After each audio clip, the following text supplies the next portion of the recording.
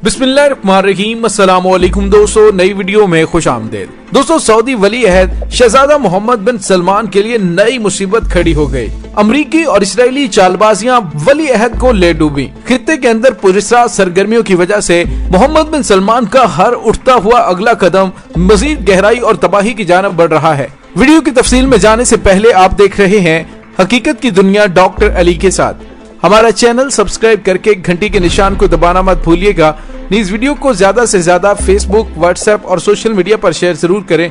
Share और like करने के साथ साथ कमेंट बॉक्स में पाक फौज जिंदाबाद, पाकिस्तान पाइंदाबाद और पाकिस्तान के गुमनाम हीरोज को सलाम का नारा कमेंट जरूर कीजिएगा। दोस्तों, दुनिया अरब का गरीब तरीन मुल्क यमन खाना जंगी से तबाह हाल है। दोस्तों, इस रिपोर्ट में हम आपको ये बताने की कोशिश करेंगे कि कौन इस जंग को हवा दे रहा है और कौन कौन इस जंग में शामिल है, और हालिया होने वाले हमले के पीछे जिसकी जिम्मेदारी अभी तक हौसी जंगजुओं ने कबूल नहीं की, आखिर वो हमले किसने करवाए हैं, जिसकी वजह से अभी तक 27 हलाकतें हो चुकी हैं।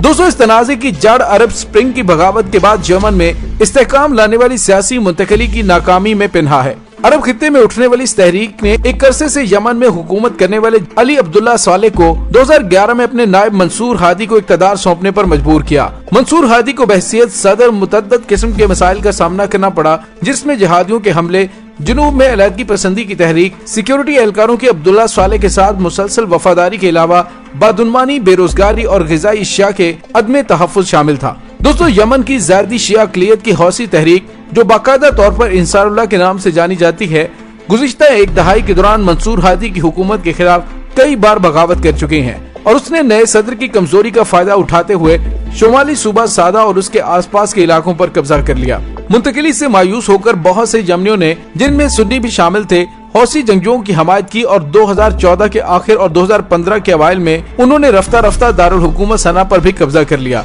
हौसी और अली अब्दुल्ला सालेह की वफादार सिक्योरिटी फोर्सेस ने पूरे मुल्क का कंट्रोल हासिल करने के बाद मंसूर हादी को 2015 में बैरून मुल्क फरार होने पर मजबूर कर दिया। अब्दुल्ला सालेह की वफादार फौज के बारे में ख्याल जाहिर किया जाता है कि उसने इक़्तिदार को दोबारा हासिल करने के लिए अपने पुराने दुश्मन हौसियों की हमायत की। यमन में एक ऐसे ग्रुप के उरूज से जो उनके ख्याल में इलाकाई शिया ताकत ईरान की हवाइज से परवान चढ़ रहा था, सऊदी अरब और 8 दीगर अरब रियासतों, जिनमें ज्यादातर सुन्नी ममालिक शामिल हैं, उन्होंने यमन में ईरानी असर रसूख को खत्म करने, हौसियों को शिकस्त देने और मंसूर हादी की हुकूमत को दोबारा बहाल करने के लिए फिजाई मुहिम शुरू कर दी। दोस्तों, इस इत्तेहाद को अमेरिका, बरतानिया और फ्रांस की जानिब से तकनीकी और इंटेलिजेंस सतह पर ताउन मिला। दोस्तों, जंग के आगाज पर सऊदी हुकाम ने पेशगोई की थी कि ये जंग सिर्फ चंद हफ्तों तक जारी रहेगी, लेकिन 5 साल के बाद भी ये अभी तक जंग जारी है। दोस्तों, अगस्त 2015 में इत्तेहादियों के जमीनी रस्ते यमन के जनूबी बंदरगाह वाले शहर अदन में उतरे और उन्होंने अगले चंद महीनों के दौरान हौसियों और उनके इत्तेहादियों को जनूब के बेशतर हिस्सों से निकालने में मदद फराहम की। मंसूर हादी की हुकूमत आर्जी तौर पर अदन में कायम हुई, लेकिन उसे अवाम की बुनियादी सहूलियात और तहफ़्फ़ुज़ फराहम करने में दुश्वारियों का सामना रहा, जबकि सदर बज़ारत खुद ज्यादातर सऊदी अरब में मुकीम रहे। इस दौरान हौसियों को सना और शुमाल मगरबी यमन से निकाला नहीं जा सका। इसके अलावा वो यमन के तीसरे शहर ताउज़ का मुहासरा बरकरार रखने और सऊदी अरब पर मुसलसल मिसाइल और ड्रोन हमले करने में कामयाब रहे। 2 सितंबर 2019 में सऊदी अरब के शहर बकीक और खरीस में फिजाई हमले हुए, जिससे मुमलिकत की निस्फ तेल की पैदावार में खलल पड़ा और ये दोनों इलाके दुनिया में 5% तेल फराहम करने वाले इलाके हैं। हौसियों ने उस हमले की जिम्मेदारी कबूल की, लेकिन सऊदी अरब और अमेरिका ने ईरान पर उन हमलों का इल्जाम लगाया। दोस्तों, जज़ीरतुल अरब अल-कायदा से ताल्लुक रखने वाली अस्करियत पसंद जमात AQAP और उसके हरीफ जमात दौलत इस्लामिया IS की मुकामी हलीफ तंजीम ने यमन के इंतशार से फायदा उठाते हुए मुल्क के जनूबी इलाके पर कब्जा कर लिया और बतौर खास अदन पर मोहलिक हमले करते रहे।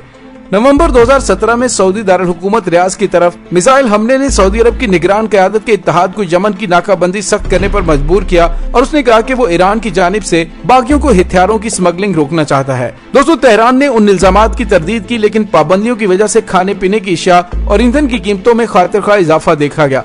उसकी वजह से ज्यादा अफराद को ग़िज़ाई अदम तहफ़्फ़ुज़ का मसला दरपेश था।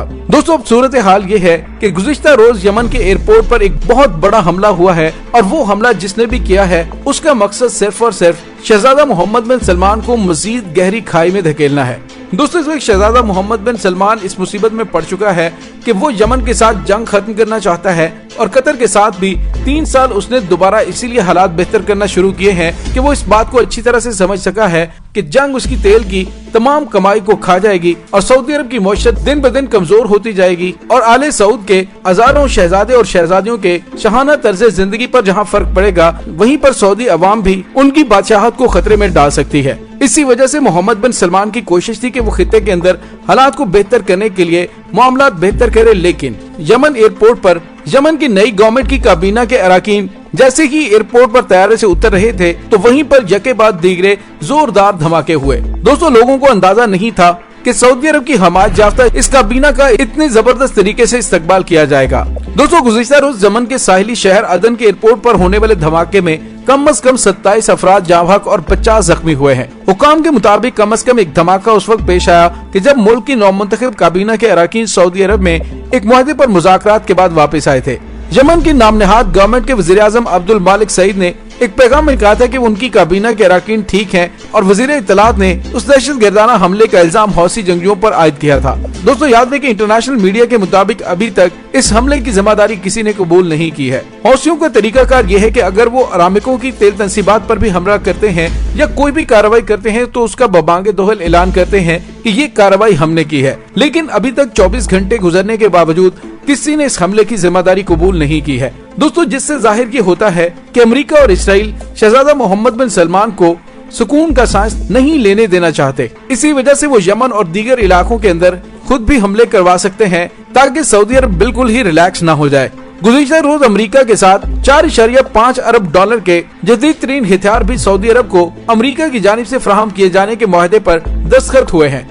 और दोस्तों अब अमेरिका और इसराइल की कोशिश ये है कि मोहम्मद बिन सलमान को यमन की जंग में इस तरह से उलझा दिया जाए और उनके हालात इतने ज्यादा खराब कर दिए जाएं कि उनकी मईशत तबाह हो जाए और वो बड़े आराम से सऊदी अरब पर कब्जा कर लें। लेकिन दोस्तों मोहम्मद बिन सलमान ने वज़ीर आज़म पाकिस्तान इमरान खान और army chief general Qamar Javed Bajwa को खुसूसी तौर पर सऊदी अरब मदऊ किया है और इसके साथ ही अगले चंद दिनों में सऊदी वज़ीर खारजा पाकिस्तान के दौरे पर भी आ रहे हैं। शहजादा मोहम्मद बिन सलमान को उनके बूढ़े बाप शाह सलमान जो इस वक्त सऊदी अरब के बादशाह हैं, उन्होंने मशवरा दिया है कि अगर तुम्हें इस मुसीबत से कोई निकाल सकता है तो वो पाकिस्तान है, क्योंकि पाकिस्तान एक एटमी मुल्क है और पाकिस्तान के साथ हमारे इतने देरीना और अच्छे ताल्लुकात हैं कि पाकिस्तान के साथ मौजूदा कशीदगी चंद सफारती मुलाकातों के बाद बेहतरी की जानिब आ जाएगी।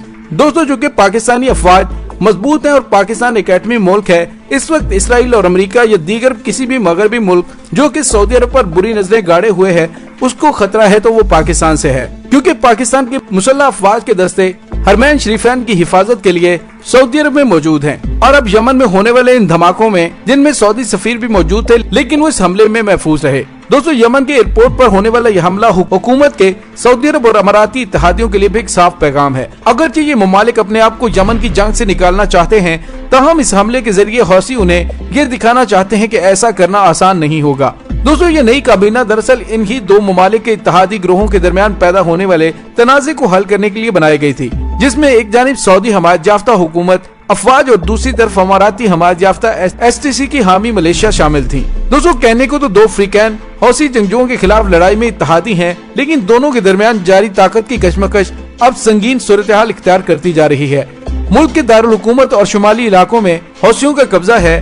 STC ने अगस्त 2019 में साहिली शहर अदन का कंट्रोल हासिल कर लिया था और नवंबर तक वो मुल्क की काबीना को अपने आजी ठिकाने वापस आने की इजाजत नहीं दे रहे थे। फिर सऊदी मुदाखलत पर दोनों के दरमियान अप्रैल में एक मुआहदा तय पाया, लेकिन उसका इत्तलाक ना हो सका। दोस्तों ताज़ा झड़पों के बाद जनूबी यमन ने खुद मुख्तारी का ऐलान कर दिया, ताहम ये ऐलान 3 माह बाद वापस कर लिया गया और दोनों अफ्रीकन मुज़ाकरात की मेज पर वापस आने पर आमादा हो गए और वहाँ इत्तफाक हुआ कि काबीना की 24 नशिस्तें मुल्क के शुमाल और जनूब के नुमाइंदों में आधी आधी करके बांट दी जाएंगी। दोस्तों हालात काफी ज्यादा कशीदा हैं और ये सिचुएशन शहजादा मोहम्मद बिन सलमान के लिए काफी ज्यादा अलार्मिंग है। अगर उन्होंने दानिशमंदी का सबूत देते हुए यमन जंग से निकलने की कोशिश ना की और इसी तरह से आगे बढ़ते गए और असलहे के अंबार इकट्ठे करते गए तो अमेरिका और इसराइल अपने नापाक अज़ाइम में कामयाब हो जाएंगे।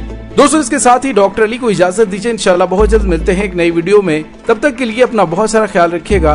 पाक फौज जिंदाबाद, पाकिस्तान पर जिंदाबाद, पाकिस्तान के गुमनाम हीरोज को सलाम, अल्लाह हाफ़िज़।